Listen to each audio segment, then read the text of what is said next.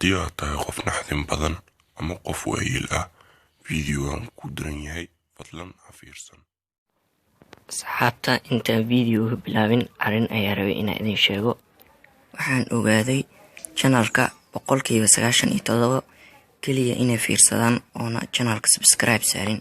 arrinkan uma maleynayo wili xateer inay ku dhacday qof Soomaali ah.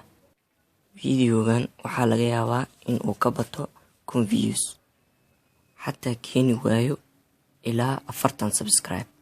fadlan iyo cadday walaaltinimadaada channelkana subscribe saar. kaliya waxaa igu filan subscribe-kaaga. fadlan adiga fiirsanaya haatan subscribe saar channelka. waad mahadsantahay. sheekadan waxaa noo soo sheekaysay gabar joogta London. sheekadan waxay u dhacaysaa sida tan. 11 jirkeygii ilaa hadda waxaan ku riyoodaa habar duq oo iga cabsiiso markasto waxaan ku riyoodaa habarta duqda iyadoo isoo bursanayso. aniga waan kasoo ordaa laakiin iyada 3 second gudahooda ayay igu qabataa.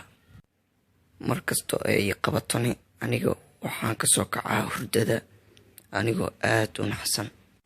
riyadanna waxay daba socotay 11 jirkeygii ilaa hadda. run ahaantii riyadaas waxay daba socotay yaraanteydii ilaa hadda. laakiin maalin maalmaha ka mid ah ayaan waxaa ku riyooday riyooyinkii hore mid ka duwan. run ahaantii riyadaas waxay ahayd riyo sida xaqiiqadii oo kale u dhacday. habeenkaasna waxay ahayd habeen aan weligay ilaaweyn. aniga iyo walaalkay ayaan ahayn waxaana ku ciyaaraynay carada. weliba anagoo aad u faraxsan waxaan aragnay habartii duqda ahayd oo na soo hor istaagtay wejigana kala furtay.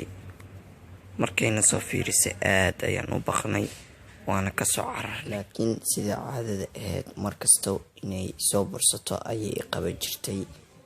sidaa darteed aniga maanan joogsan waan kasoo orday waxaana soo fuulnay meesha ilmaha ay ku ciyaaraan ay kasoo taraaraxaan.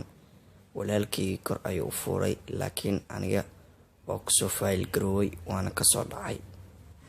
laakiin habartii duqda ahayd aniga maanta ima soo aadin. walaalkay ayay lugta kasoo qabatay wayna soo jiiday.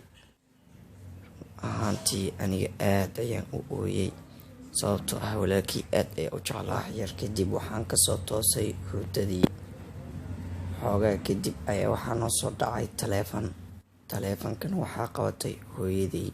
waxaana naloo sheegay in walaalkay shil uu galay haddana uu yaalo isbitaalka. si degdeg ah ayaa waxaan ku imaanay isbitaalka aniga iyo hooyaday iyo aabahay. aad ayaan u walwalsanayn dhammaanteen. aniga aad ayaan ugu walwalsanaa inay walaalkay wax soo gaaraan laakiin nasiib wanaag walaalkay wuu badbaaday. naagtaas wejigeedana weligii ma ilaabi doono. yaraanteydii ilaa hadda waan xasuustaa dhibaatooyinka badan ee ii geysatay. ilaa hadda waxaan ka baqaa inay mar labaad ii soo laabato dhibaatana ay ii geysato. fadlan ha hilmaamin inaad videoga like gareyso.